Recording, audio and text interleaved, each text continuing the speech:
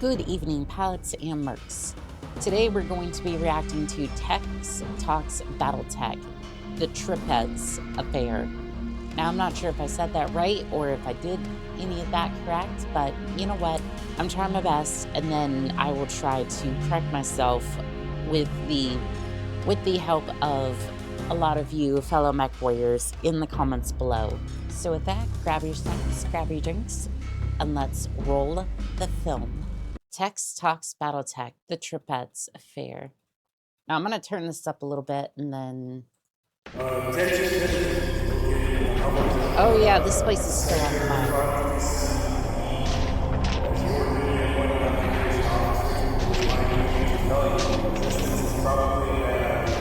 Alright everyone, sit down and shut up. This lecture is going to be a little different. I'm Mr. Tex, this is Tex Talks Battletech, and this time around, rather than tell a story about a mech, I'm going to tell a story about a ship. A slice of its history, its importance, and in the end, its ultimate demise. Oh, fun. We love a good shipfaring story. This story, like so many others, starts somewhere in the middle.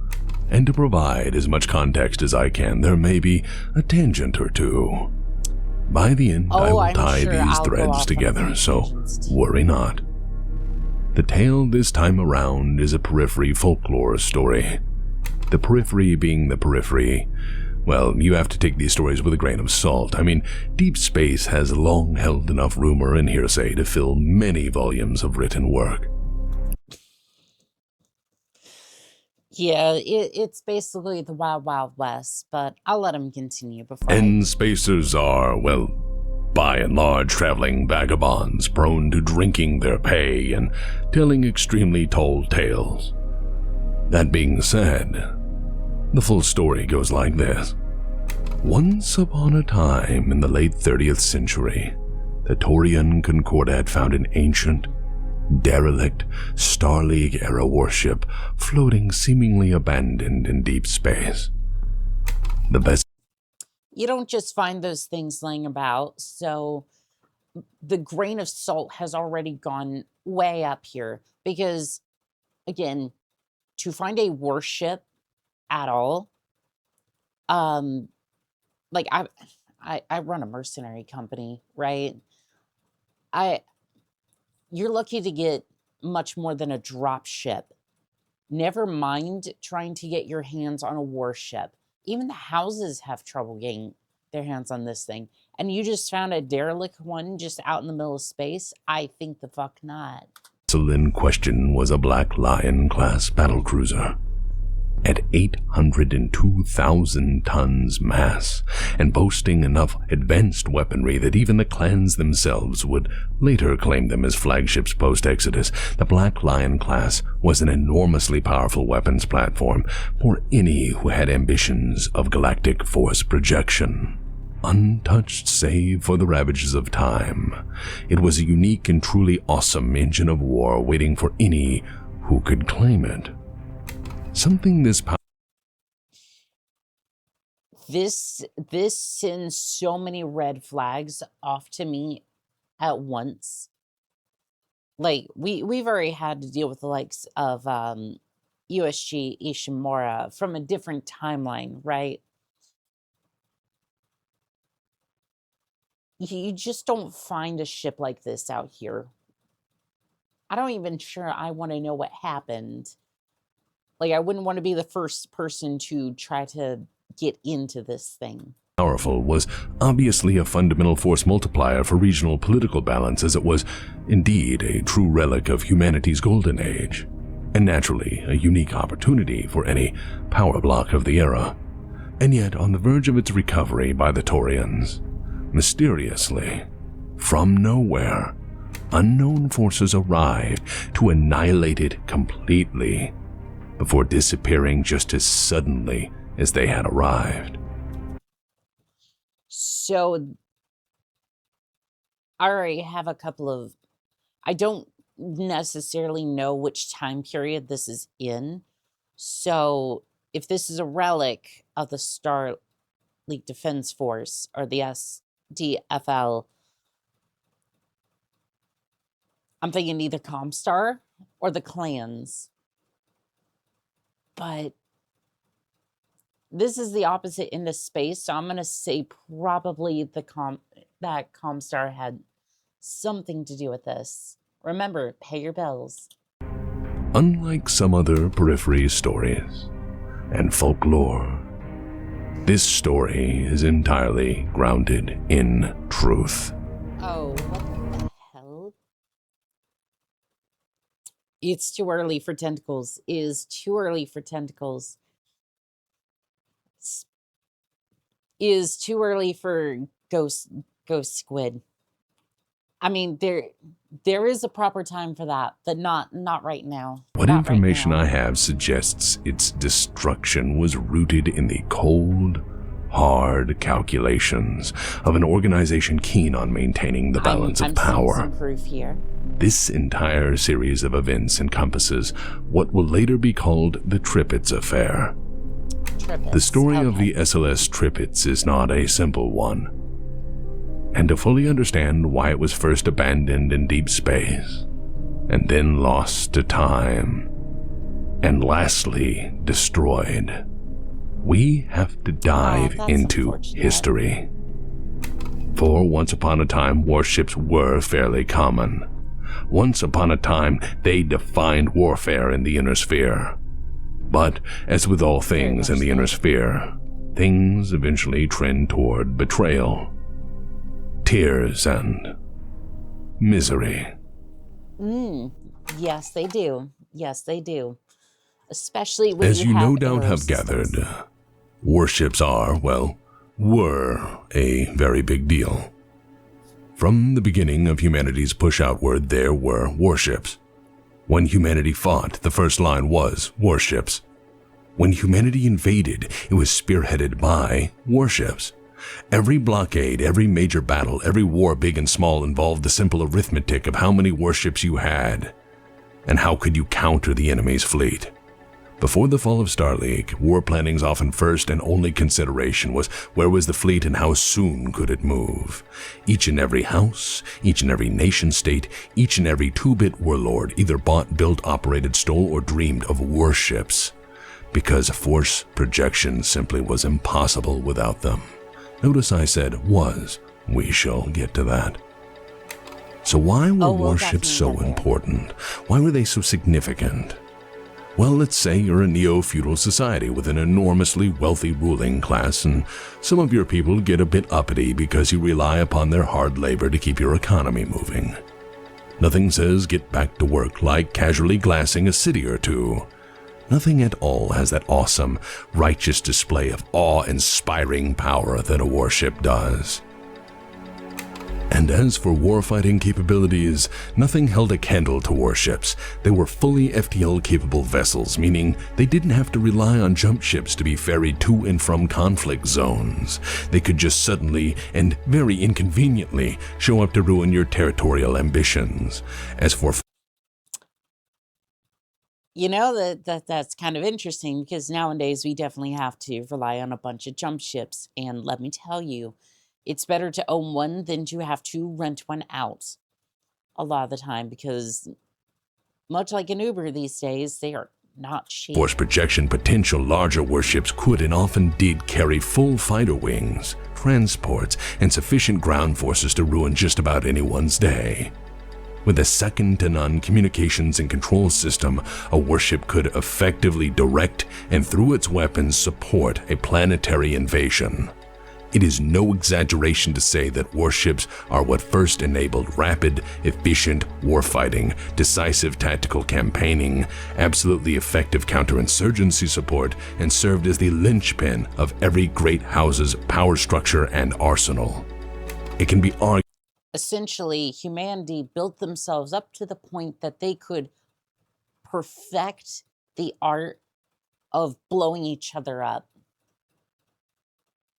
And unfortunately, when you do that, you tend to leave a lot of destruction in your wake. argued that without warships, the great houses would not be the size they are today, as they could not have conquered and then defended their holdings. Warships were power projection. Warships were the absolute maximal force brought into any conflict. They silenced rebellion by mere presence. They were often the first to fight and the last to leave. Again, past tense. We'll get to that. You have to understand that building warships was the dreadnought rush of its time. Everyone made them, hegemony in how shipyards turned them out alongside jump ships, as they were ultimately just another business product in that golden era. Every time the periphery threatened insurrection, the SLDF made warships and authorized an ever-expanding naval budget for peacekeeping purposes. Even great houses. Peacekeeping purposes. Right. Is that the account that my paycheck usually comes from? Just saying. And periphery powers were keen to lay hands on what was the greatest weapon of its time. But if history has taught us anything, it's that arms races generally don't end well. Why, yes. Yes, you can bomb people into the Stone Age. I wonder where this is going. After the Emotes coup and the civil war which followed in its wake, the bulk of the remnant SLDF committed itself to an exodus under the leadership of General Kerensky. With them, they took 1,349 jump ships and 402 warships, intent on leaving the Inner Sphere and the impending succession wars far, far behind. After the horrendous losses inflicted on the SLDF by the Emotes Civil War campaign, this was but a fractional remnant of Starleague's defensive force. However, it must be noted that for the record, each of the great houses also had their own militaries, and often those militaries were, in some part, patterned off the SLDF in terms of equipment, its use, and doctrine. As Kerensky had feared, some of the SLDF had elected to join house militaries or sell their services and become roving mercenaries. All of this awe-inspiring firepower, coupled with ambitious house leadership and the dangerous power vacuum in the wake of Starleague's collapse, resulted in a series of wars truly apocalyptic in scale. The secession wars were fought without much, if any, restraint. I would like to correct the pronunciation, which from me is a very bold thing to do. Succession wars. Because it sucked for everyone, unless you happen to be a mercenary who can kind of skirt your way by and be able to leave on a moment's notice. You're not having a great time. If you're tied to any of these places, you're kind of screwed. Again, mercenaries often got the bitter end of the stick too, but at least you had your so-called freedom and be able to move from place to place without too much trouble. I would hate to be that one civilian going to work just to come to work that day and watches your workplace suddenly just turns into glass. Among all the other numerous casualties, by the Second Secession War, warships were thought to be completely extinct. One by one, they were destroyed in the great battles of that era. One by one, they were consumed in the fires of war through aggressive campaigns, poor maintenance, lack of spares, lack of repair facilities, and eventual lack of functional working knowledge on their systems of operation. Yes, in the end, the fires of war had even claimed knowledge as a victim. Their last major presence in the Inner Sphere was the Battle of Hesperus II, wherein they were thought to be lost. Each and every one, through direct action or embarrassingly catastrophic FTL malfunctions. You have to understand that during the Secession Wars, the technology base suffered horribly.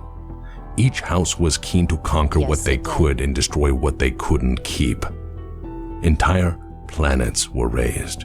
Entire populations were deleted. Generations of research and development were destroyed by enemies trying to deny their opponents any advantage.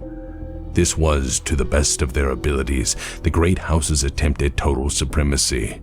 This was accomplished through a robust application of total war theory, and I love how these two over here are just like, man, I could have been a mech jock. I could have been anything else other than fighting here for this stupid war. Again, like, what were we fighting for? For some house to become the first lord, which, keep in mind, even if they do get that position, they're just immediately gonna turn around and be assassinated in somebody else's attempt to reach the top. Just saying, just pointing that out. over the course of secession wars, humanity lost the ability to continue their ancestors' work. And in many cases, back, it got completely messed up. Is that trebuchet next to it? I'm pretty sure that's a... Could be a trebuchet. I'm not 100% sure. They struggled to barely maintain it. By the end of the secession wars, the Inner Sphere was a graveyard on a scale known only to the gods. It is no wonder that the Inner Sphere lost much more than peace. I can see daylight through the Hunchback's armor nearly every major technological advance they had made. Through their territorial ambitions and avarice, the great houses of the Inner Sphere had burned everything they inherited for the dream of controlling it all. Sadly, as it turns out, when all the rules of war go out the window, it's quite possible to bomb people into the Stone Age. The loss of technology from this universal campaign of indiscriminate warfighting had other effects. The loss of warships meant that campaigning became a tedious, difficult venture. Houses had to now muster forces without the protection or force projection capabilities that warships afforded. Houses had to heavily garrison their worlds to prevent losing territory and resources to piracy, insurrection, revolt, or border skirmishing. Houses had to play careful defensive games, making war a slow, deliberate exercise in comparison to the blitzkrieg efforts of yesteryear. And you wonder who they start calling up when war becomes tedious. It comes down to the mercenaries to get the job done. And we to live a decent life. Again, I'm not saying it's a glorious life. I'm just saying I can afford a decent life. I can afford all the crazy shit I got in my mech bay, right? I can still pay off the leopard. It's like, yeah, it sucks being out on the battlefield sometimes, but God, I would prefer it to like military duty, being a regular civilian, working for some company, like, couldn't be me.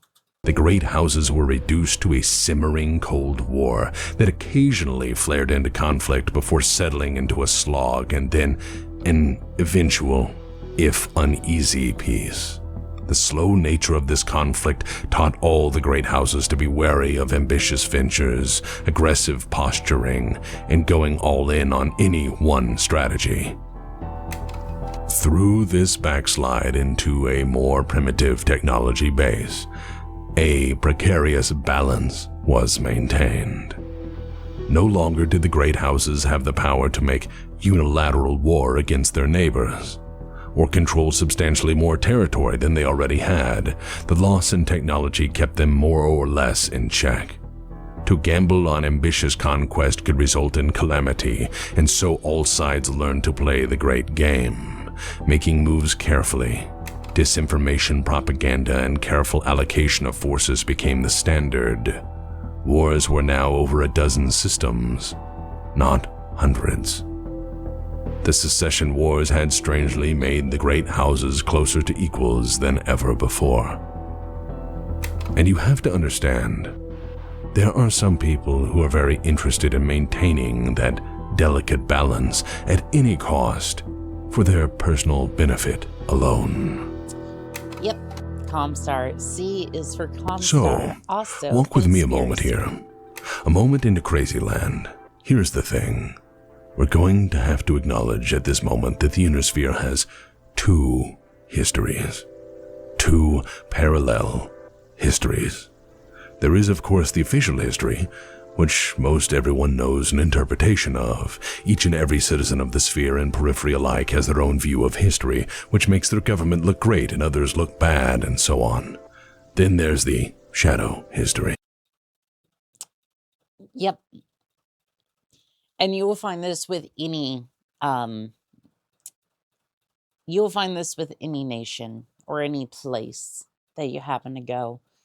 It's a tale as old as time, and you'll start just kind of looking around going, I just want to live a regular life, and I'm going to figure out how to make that work. At the end of the day, everyone's just trying to make it. Some of us are a little bit more greedy than others.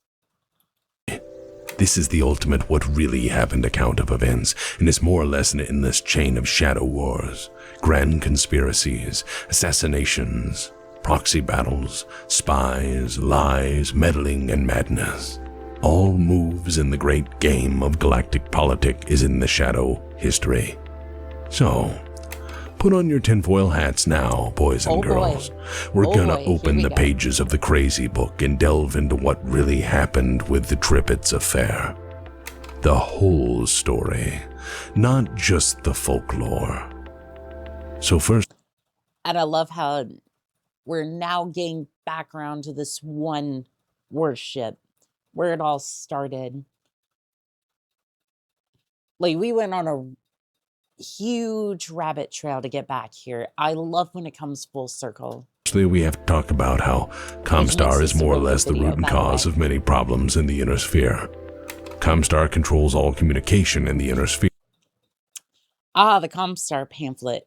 How to be super ticks and get people to thank you for it.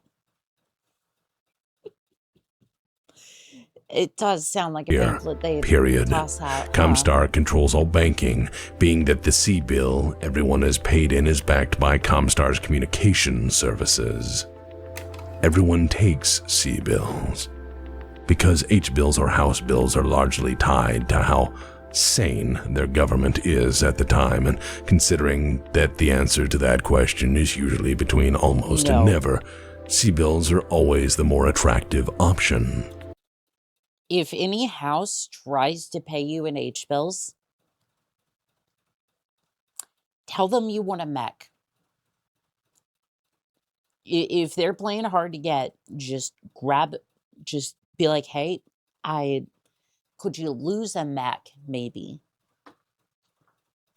Because at that point, I'd rather try to finagle the black market to try to get any sort of C-bills I can out of that mission than to deal with the exchange rates between the two, because it's not going to be pretty. By the way, before you ask, the current exchange rate from a single C-bill to modern US dollars is between $8 and $10 to the C-bill.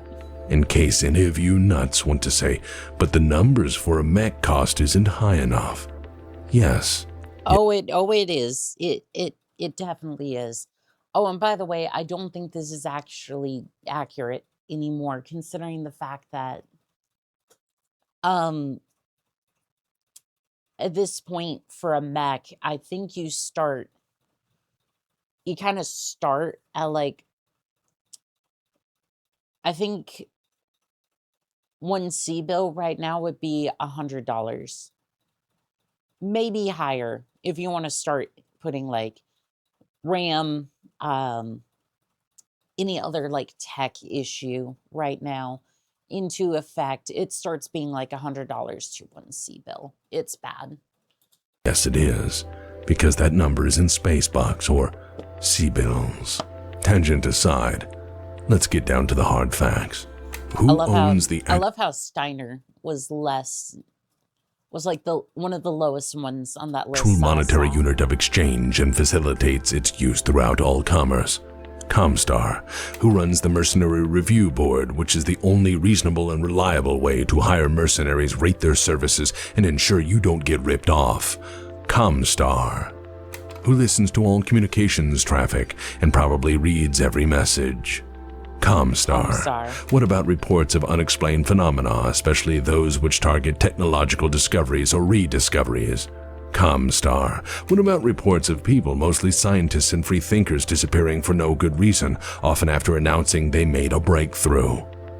ComStar. What about reports of people dying suddenly of very completely natural diseases that were totally undiagnosed up to that point? ComStar.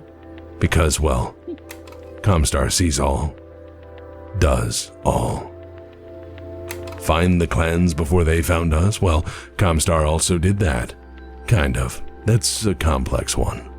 I'll save that gem for another day, but boy, did they screw up. I'll be honest, they're kind of to blame for the clan invasion, and as a matter of fact, the way things played out. But just remember, when in doubt, ComStar did it. I'm not saying it's ComStar, but it's ComStar. OMG, get to the point. No, I love the roundabout, I love the history lesson that comes with what happened to this one ship. Well, you see, we need to go on a huge history lesson to try to explain everything that goes up to this point. Is fascinating to me. I get to learn a little bit more about each and every single part of this. People start to scream tangent, let's stitch this back into the fabric of the main narrative. Who do you suppose maintains a hidden, massive stockpile of weapons from humanity's golden age and ensures no one else can rival their primacy or upset the balance of power to the inner sphere? A stockpile so massive it contains a small fleet of very active warships, to include battleships capable of eradicating entire civilizations in an afternoon of idle button pushing.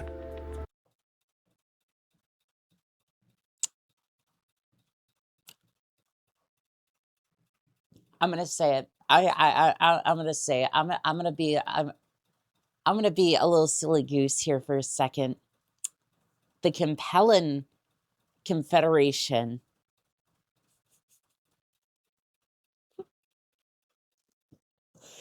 Oh, I'm gonna get so roasted for that one. But please continue. Well, ComStar. And you see, in 2979, ComStar had a big problem. By 2979, as you now know, most warships were officially considered extinct. And I want to say that was me being silly and having a joke.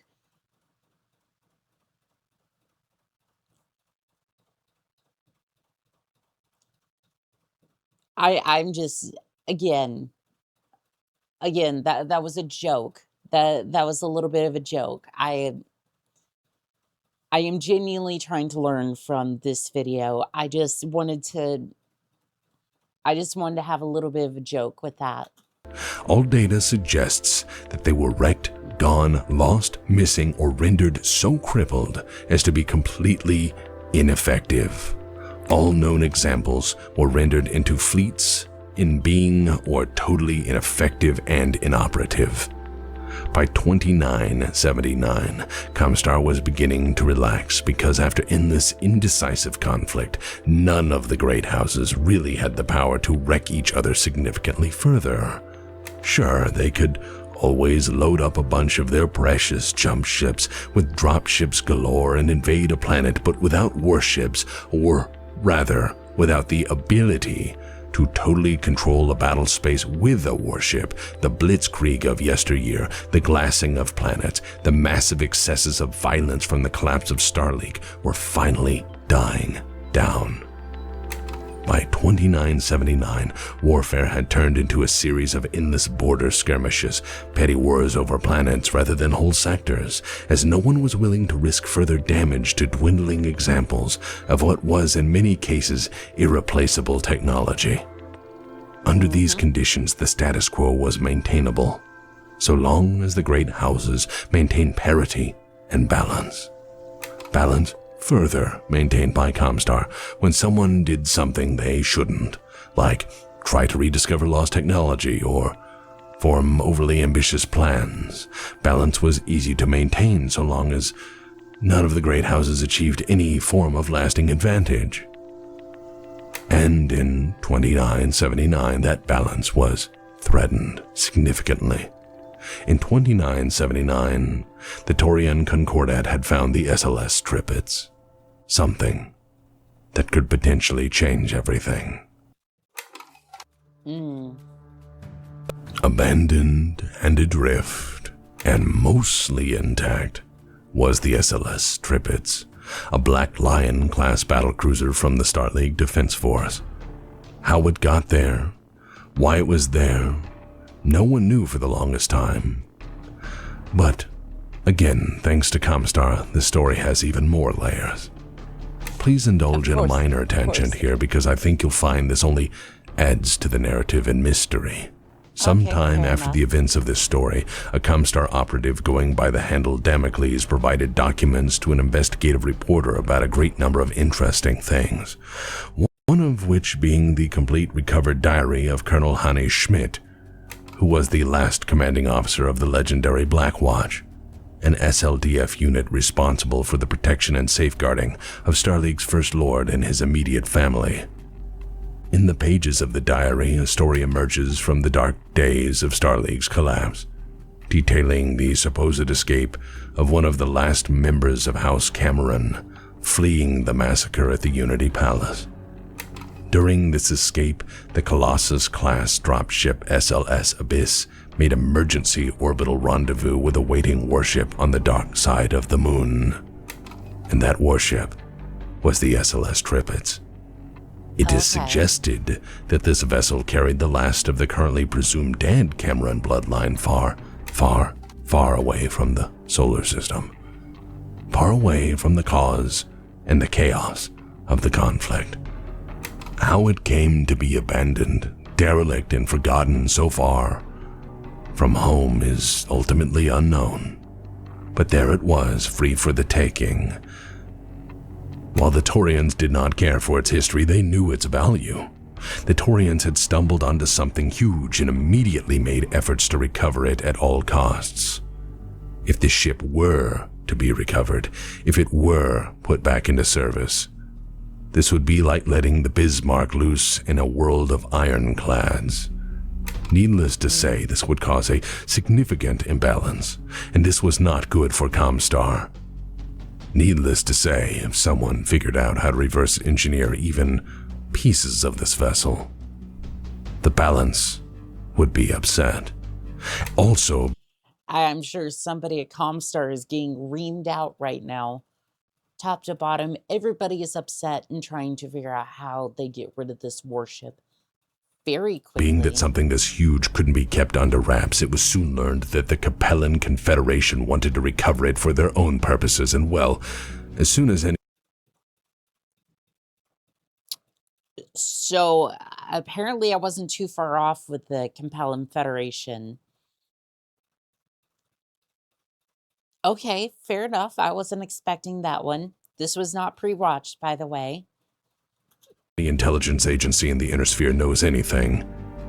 ComStar knows everything.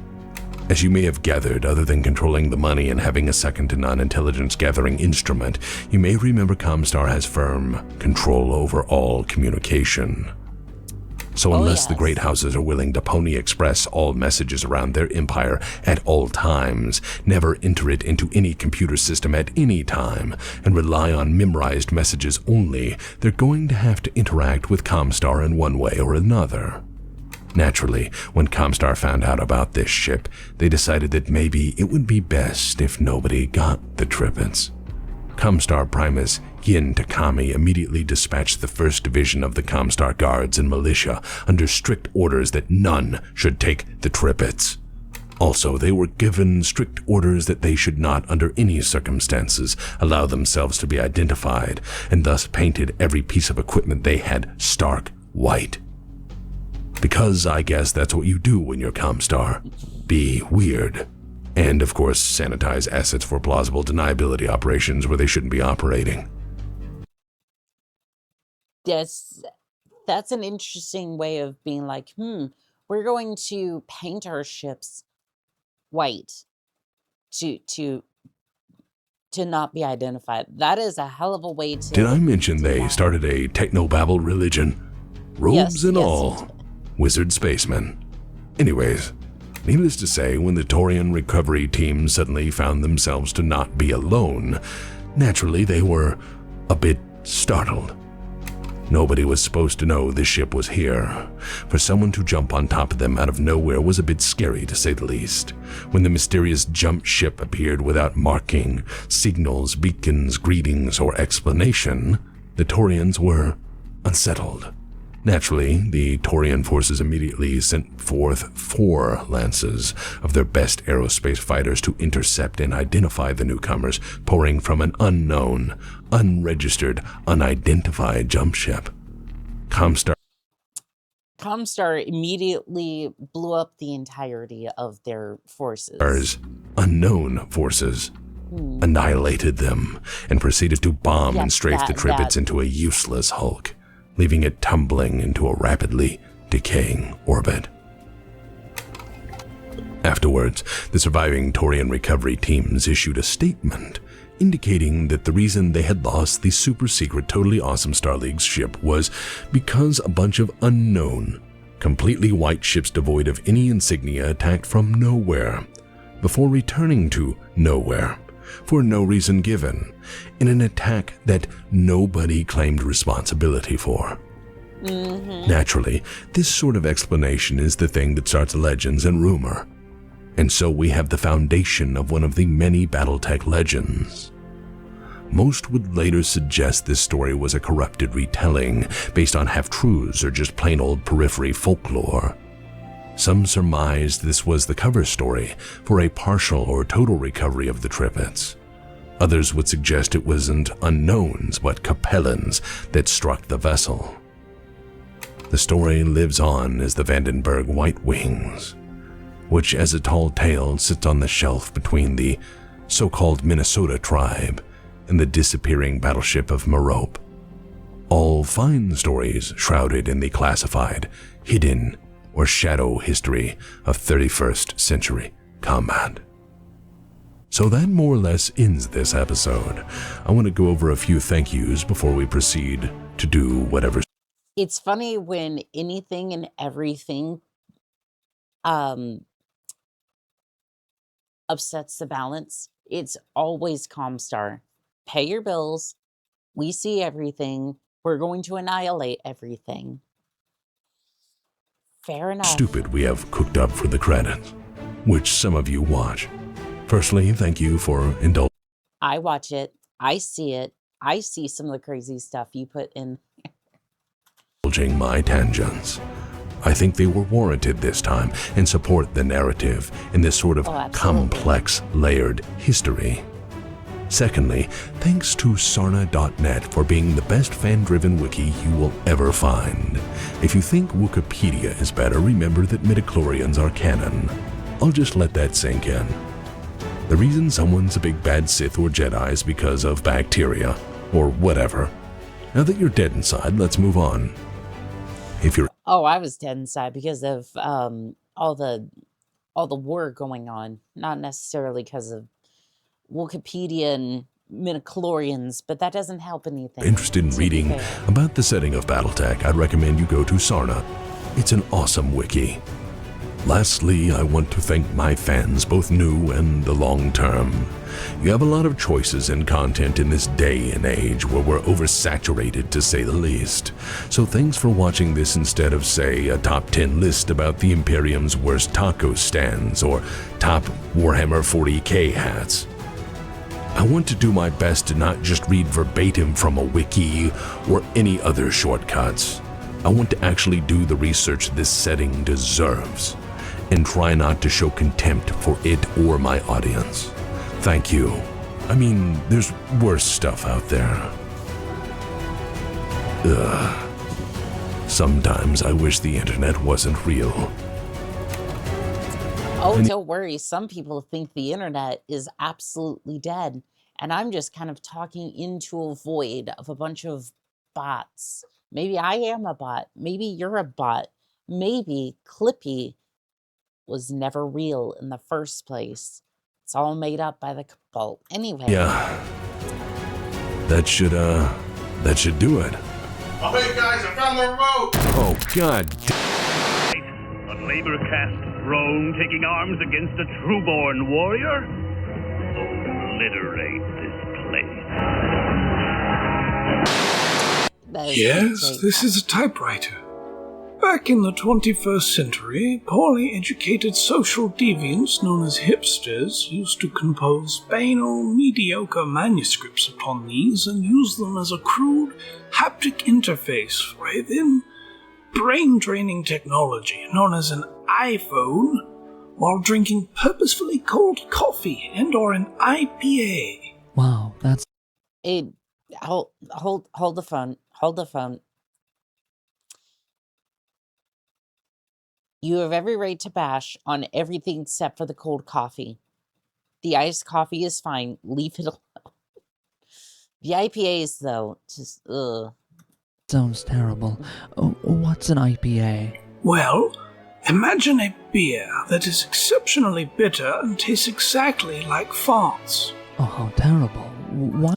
It tastes like the depression that most millennials have inside of them. Now, please keep in mind when I say that, I consider myself a millennial. However, I was born in 98, so technically I missed the cutoff. However, I am lining that joke squarely at me. And no, I don't drink IPAs. You could barely get me to drink much alcohol in the first place. Why did they do that? Well, you see, they wrote reviews about it and convinced each other that bad was good. They were also quite fond of decrying the excesses of capitalism or using expensive electronics assembled in third world countries by slave labor, or smoking expensive cigarettes in public places, or warning about the threat pollution poses to an ecosystem. Oh, how horrible. Oh yes, truly a dark age. They were fairly easy to spot as they wore women's jeans, flannel. Okay, here's my question though. Why would you wear women's jeans? Why? We don't have fucking pockets. Like the women's jeans don't have pockets. Like, I'm sorry, every time I get jeans, I go over to the men's section because it's like the women's jeans just don't have pockets and they have these like weird measurements for them. And it's just like,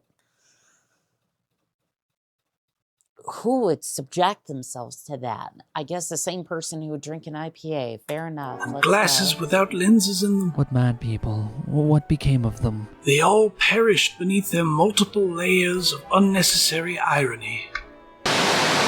You and your wretched kind have come a long way to die.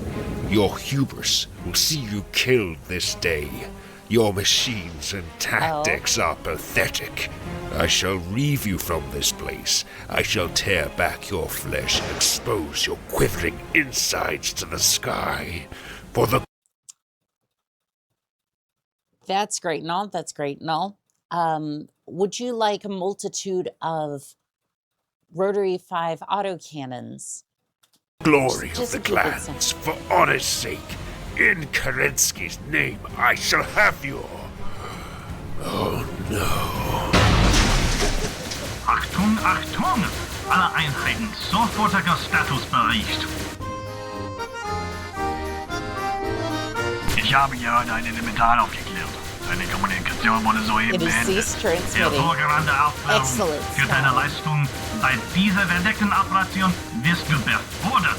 Ich habe den Feind aufgeklärt. Er ist sehr überrascht. Außerdem steht er in Flammen.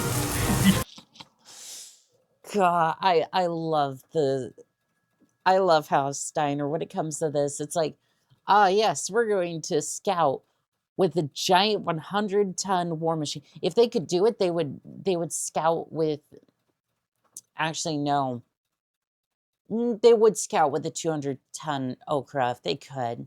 But no. I think they would. I think they would. Gegenwehr ist minimal. Exzellent! Deine Aufklärung ist beispielhaft. Friedrich 3 hier. Ich kundschafte gerade in der Innenstadt, Sektorwärter. Ich habe keine Bienen mehr im Cockpit, aber ich bin sehr beschäftigt. Es muss so viel ausgekundschaftet werden. Ich werde den ganzen Tag mit Auskundschaften zu tun haben. Ich habe gerade das Kapitol aufgeklärt. Jetzt ist es ein Krach.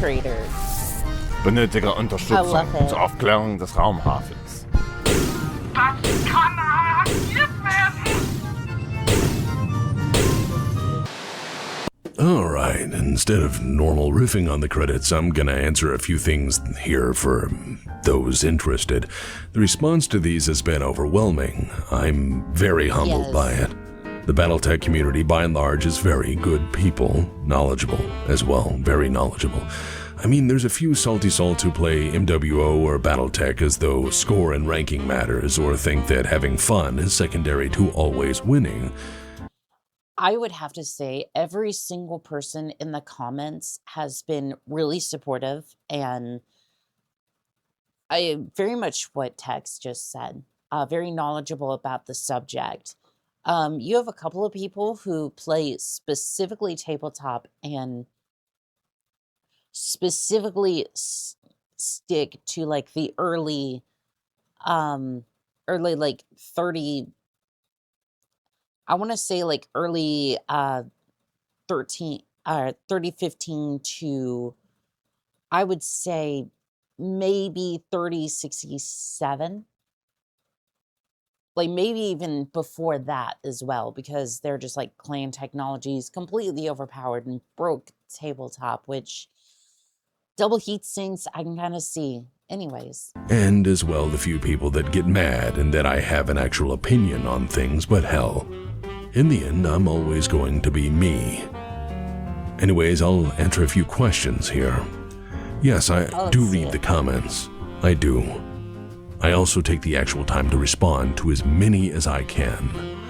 What mech or whatever I will cover next, well, there's a lot of people who keep saying cover this or cover that in the comments. These people are, well, people who don't engage in the polls when I put them up, which I do. That's where people can vote on what they like. If you don't see those polls, well, that's YouTube hiding your notifications, or they turn them off, which they often do. Don't worry though, you're not special in this case, as it's fairly common. I mean, on average, maybe 5 to 10% of my channel sees my content.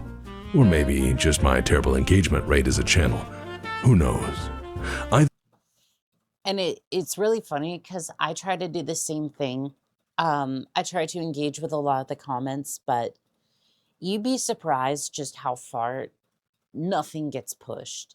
So like when it goes to updates or anything like that, it does not go out to everybody. Unless you have notifications turned on, you're not getting shit. So unfortunately, he's very much correct about this. A lot of people don't see half of that. So it's just like a lot of people feel like screaming stuff into the void kind of helps. And they don't get any of the polls or any of the notifications whatsoever. So I don't know. It's kind of frustrating half the time when you try to do that. I do actually cover what people have asked, plus a few things I am very interested in talking about, so it'll be a mix going forward. I do get kind of mad when people act like they're engaging with their audience and then do whatever they want, often for a paid endorsement, so I actually do keep to the list the audience and I have assembled together. I tend to ignore people who shout out the same thing over and over again because I did work with my audience on the to-do list, and I want to respect that. However, I do fully expect people who don't listen to get mad because they're not voting in the polls provided.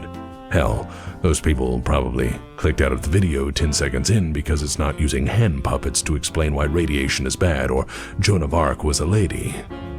Anyways, as for the next one, we're going to talk about this guy and all of the very bad choices that he made. Oh boy. He's to blame for a lot of stuff. A lot of this setting starts with his exceptionally poor decisions. I am definitely looking forward to that. Also, to that one. Wow, didn't even really swear in this episode. Holy sh! Black Pants Legion Fortress Mod Council meeting. Oh boy. Okay, we got another new fuck here. Seems to actually be able to follow instructions and figure out how the fuck to do it for once. That's a nice change. Okay, any opinions on? You'd be surprised how many people do not know how to follow instructions. However, sometimes that ends up being a robot, so... Yeah. This one? Egads, they're reading now. This is most distressing. I am a bear. Ask them about what wine goes with good cheese. Let us see the measure of this man. Does anyone have a 1/4-inch muffler with 1/2 by 28 threads? I'm asking for a friend. Ask them if they like iron brew. Find out if they like iron brew. As a I love how I was saying something about a robot and the elected law enforcement entity, it is my duty to remind you that we must check each and every applicant for signs of communist brainwashing, communist subversion, or the international communist conspiracy to sap and impurify each and every one of our precious bodily fluids. I am a bear. Sounds reasonable.